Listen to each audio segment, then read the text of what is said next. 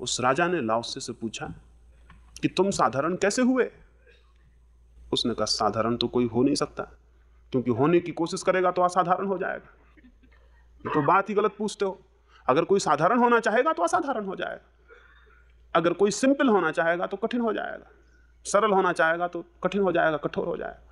होने की चेष्टा ही तो गड़बड़ है। उसने कहा मैंने तो सब होने की चेष्टा छोड़ दी, मैं समझा कि व्यर्थ है, जो हूं वही ठीक है, मिट्टी तो मिट्टी, पत्थर तो पत्थर, पत्ता तो पत्ता, जो हूं सो ठीक है। मैंने तो समझा कि दौड़ के कोई कहीं पहुंचा नहीं, सो दौड़ छूट गई। साधारण मैं हुआ नहीं, असाधारण होने की व्यर्थता मुझे दिखाई पड़ी, बस बात खत्म हो गई।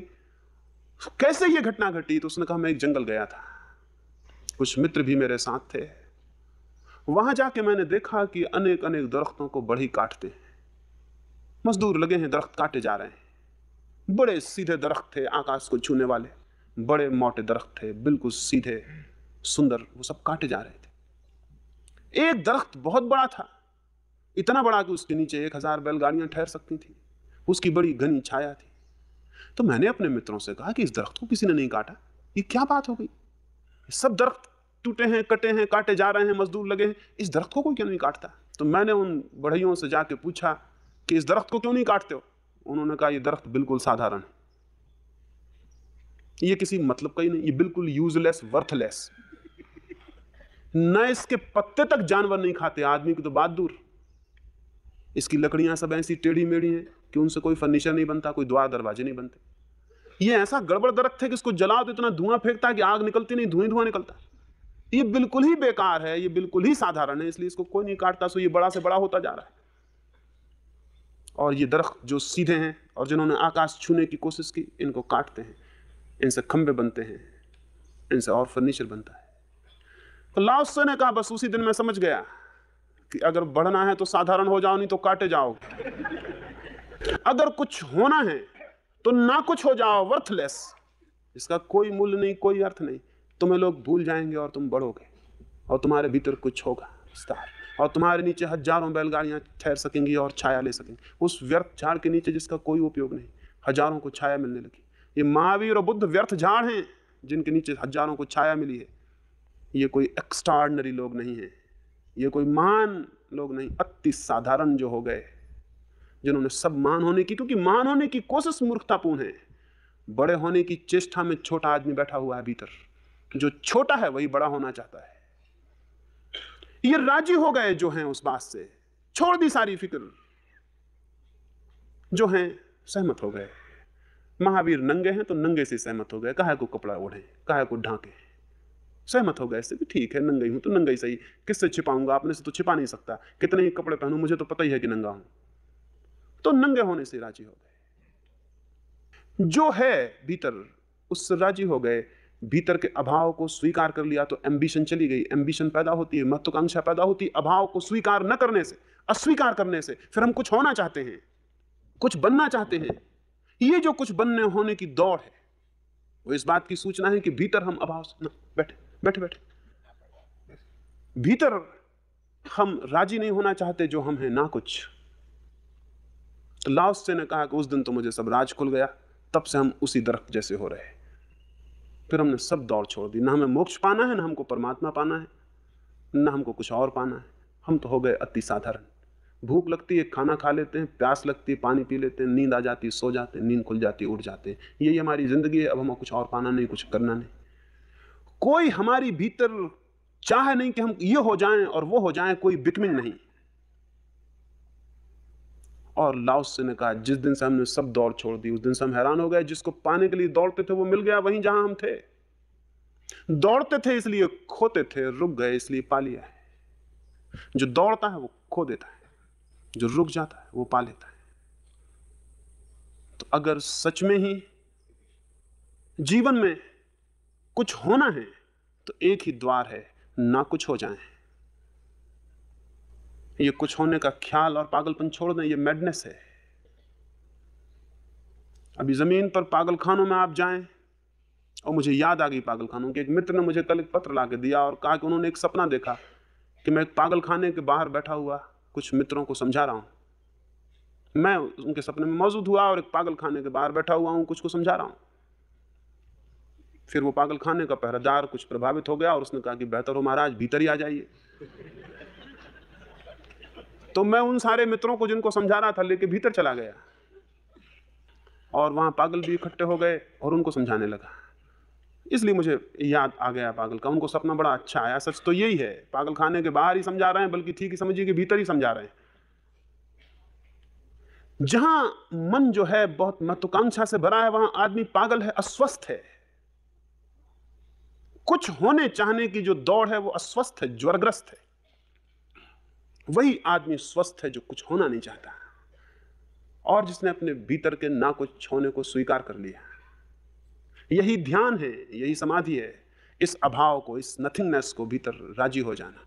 ठीक है, मैं नहीं कुछ हूं, मैं कुछ भी नहीं हूं, इस बोध को सहजता से उपलब्ध हो जाना। सब कुछ पा लेना है, लेकिन इसे कैसे? क्या कोशिश करिएगा, प्रयास करिएगा, एफर्ट करिएगा कि मैं ना कुछ हो जाऊं, फिर नहीं होगा मामला, फिर तो गड़बड़ हो गया। फिर तो आप कुछ होने लगे। नहीं, समझिए, सोचिए, देखिए कि दौड़ से कहीं कोई पहुंचता है। मैं कहीं पहुंचा? इतने दिन तो हम सब दौड़ लिए, कहीं पहुंचे? इतना तो हमने संग्रह किया, कुछ भरा? अगर थोड़ा बहुत भी भर गया हो तो विश्वास बढ़ेगा कि और ज्यादा संग्रह करेंगे तो और भर जाएगा। अगर बिल्कुल भी ना भरा हो इतने संग्रह से, तब तो समझ जाइए कि जब इतने संग्रह से बिल्कुल भी नहीं भरा, रत्ती भर भी, तो फिर और कितने ही संग्रह से भी कैसे भरेगा? आखिर वो तो इसी की गणना आगे होती चली जाएगी। अगर एक तराजू पर हम कोई वजन रखें और तराजू जरा भी हिल जाए तो भी ये विश्वास पड़ता है कि और वजन रखेंगे तो एक दिन तराजू जमीन से लग जाएगा। लेकिन हम वजन कितना ही रखें और तराजू बिल्कुल ना हिले और वैसे बना रहे, तब तो ख्याल आना चाहिए कि शायद तराजू हिलने वाला नहीं है। तो हमने जब एक सेर रखा और नहीं हिला, तो 2 सेर रखा तो नहीं हिला, तो 1000 मन रखेंगे तो भी कैसे हिलेगा? क्योंकि 1000 मन 2 सेर की ही तो बढ़ी हुई संख्या है। वो 10 भी छोड़ सकता है, उसके बच्चों ने 10 कर ही लिए होंगे, लेकिन वो भी अतृप्त मरेंगे। उनकी योजना 100 की हो गई होगी। योजना इसलिए आगे बढ़ जाती है कि तराजू हिलता नहीं, हम जितना रख देते हैं व्यर्थ हो जाता, हम सोचते हैं और ज्यादा रखें। लेकिन थोड़ी समझ हो तो ये दिखाई पड़ना चाहिए, तराजू जब इतना रखने से हिला भी नहीं, तो तराजू कितने भी रखने से हिलने वाला नहीं। ये बोध, भीतर के अभाव का बोध और बाहर भरने की कोशिश की व्यर्थता का बोध, जिस मनुष्य को जितना स्पष्ट होता चला जाता है, उतना ही उस मनुष्य के जीवन में अपने आप दौड़ छीन होती चली जाती। तब वो जीता है, दौड़ता नहीं। तब वो होता है, होने की कोशिश नहीं करता। तब वो ना धन चाहता है, ना धर्म चाहता है, न वो संसार जीतना चाहता है, न मोक्ष जीतना चाहता है। वो कुछ पाने की उसकी इच्छा धीरे धीरे, जैसे जैसे वो समझता है कि पाना और इच्छा मूढ़तापूर्ण है, अपने आप ये अंडरस्टैंडिंग, ये समझ, ये अवेयरनेस छीन करती जाती। एक दिन वो पाता है वो खड़ा रह गया है और वहां कोई दौड़ नहीं, कोई चाह नहीं, वहां कोई होने की इच्छा नहीं, वहां भीतर के अभाव से वो सहमत हो गया। एक बार ऐसा हुआ, एक आदमी रात अंधेरे में पहाड़ से निकलता था, पैर फिसल गया और गिर पड़ा। अंधेरी रात थी तो उसने एक झाड़ी को जोर से पकड़ लिया। नीचे अंधेरा था, खड्ड था बड़ा, डर था कि हाथ छूटे कि मरा। तो पकड़े रहा, लेकिन सर्द रात, अंधेरी रात, सुबह हो जाए तो कम से कम मैं भी देख सकूं कि मामला क्या है, कहां हूं, कैसे उलझाऊं।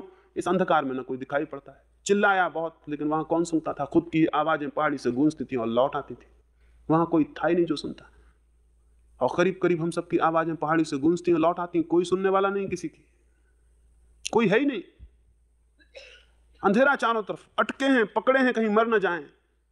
लेकिन आधी रात होते होते असंभव हो गया, हाथ जड़ हो गए, सरकने लगे, डाल छूटने लगी, ताकत इतनी देर जितने जोर से लगाई थी उतनी जल्दी खत्म हो गई। अब वो घबराया कि मरने के सिवा कोई ना रहा। अब राम कृष्ण बुद्ध जिसको मानता होगा उसका जप करने लगा। मुझे पता नहीं किसको मानता था, जरूर किसी को मानते रहा होगा, क्योंकि ऐसे आदमी कहां हैं जो किसी को न मानते हो। जो किसी को नहीं मानता वही स्वयं को जान पाता है। तो किसी न किसी को मानता होगा तो जपने लगा होगा मंत्र तंत्र, क्योंकि दुख में ये सब याद आते हैं। अब मौत करीब थी तो वो सब याद करने लगा कि हे बचाओ, हे चतुर्भुज भगवान, या कुछ और कितने मुंह वाले हाथ वाले, मुझे बताओ, अब मुझे सहारा दो। चिल्लाने लगा होगा, लेकिन अंधकार गुप्त, वहां कौन सुनने को है। आखिर हाथ उसके छूट गए। छूटते से समझा कि गया, लेकिन हैरान हो गया, हाथ छूटते से पाया वो जमीन पर खड़ा, वहां कोई गड्ढा था ही नहीं। वो अंधेरे की वजह से गड्ढा मालूम हो रहा था, अंधेरे की वजह से वहां कोई गड्ढा ही ना था, वहां तो समतल जमीन थी। वो व्यर्थ ही इतना कष्ट उठाया, वो किसी भी क्षण छोड़ देता तो जमीन पर खड़ा हो जाता। और व्यर्थ उसने चतुर्भुज भगवान को भी कष्ट दिया, कहीं सो रहे होंगे तो उनको भी दिक्कत हुई होगी, उनको भी चिल्लाया, उनको भी परेशान किया। नीचे जमीन थी, वहां कोई गड्ढ था ही नहीं। अंधकार के कारण गड्ढ दिखाई पड़ता था, अंधेरे के कारण भय था, भय के कारण गड्ढा था, गड्ढे में मरने का डर था, इसलिए अटका था, जो भी हाथ में था उसी से अटका था। लेकिन ताकत छीन होगी एक क्षण और गिरना पड़ेगा। मौत तो हर एक को गड्ढे में गिरा देगी, कितना ही पकड़े रहें, और जो पकड़े रहेगा वो व्यर्थ दुख उठाता रहेगा। लेकिन जब मौत गड्ढे में गिरा ही देगी तो जो जानते हैं वो खुद छोड़ देते हैं और गिर लेते हैं, और गिरते से ही पाते हैं कि वहां भूमि है।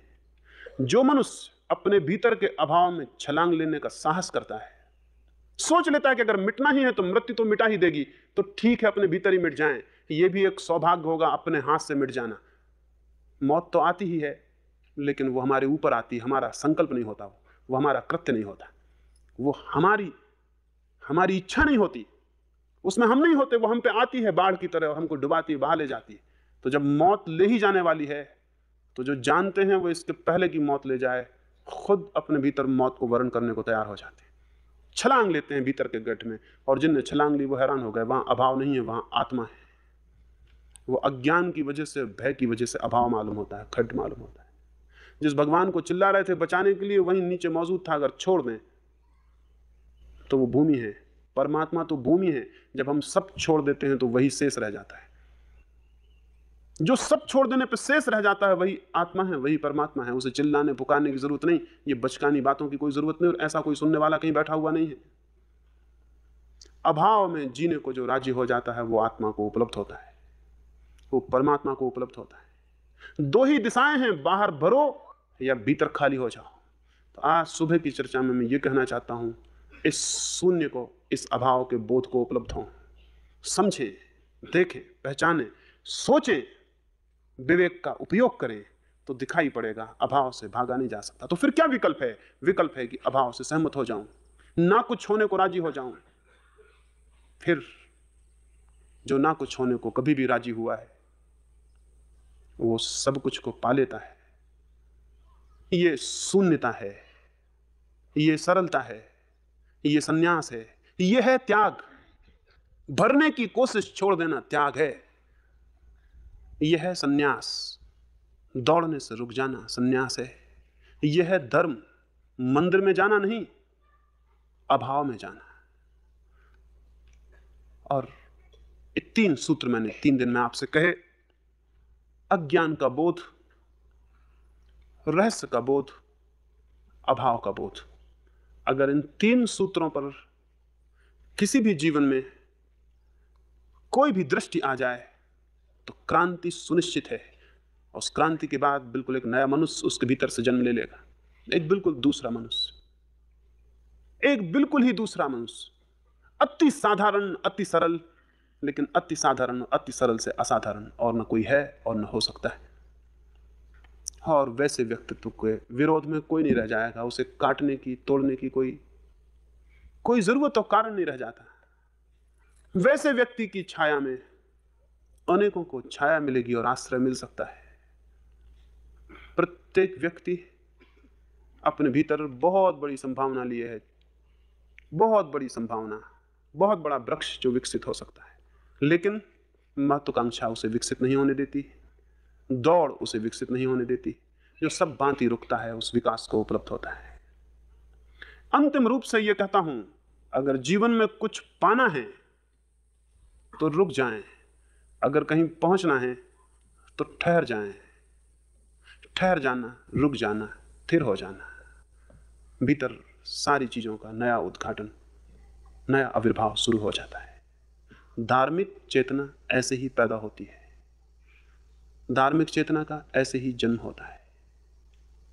हम टीका लगाने वाले और जनेऊ पहनने वाले धार्मिक से मेरा मतलब नहीं है कि एक आदमी जनेऊ पहने हुए तो धार्मिक है, एक आदमी टीका लगाए हुए तो धार्मिक है, एक आदमी चोटी रखे हुए तो धार्मिक। कैसी चाइल्डिश बचकानी बातें हैं, इनसे कहीं कोई धार्मिक होता है? नहीं, धार्मिक होना बड़ी क्रांति है, बहुत बड़ी रेवोल्यूशन है, बहुत बड़ा आमूल परिवर्तन है व्यक्तित्व का। वो तो सब भांति बाहर से मुक्त होकर भीतर प्रवेश है। अगर ये हो सके, ये हो सकता है। अगर ये एक व्यक्ति के जीवन में भी कभी हुआ है तो हर एक के जीवन में हो सकता है। तो मैं ये आशा करता हूं कि ये हो सकता है, ये होगा। उस दिशा में थोड़ी आंखें खोलनी जरूरी है। अब हम सुबह के ध्यान के लिए बैठेंगे। आज का ध्यान कल से और भी सरल हो जाना चाहिए।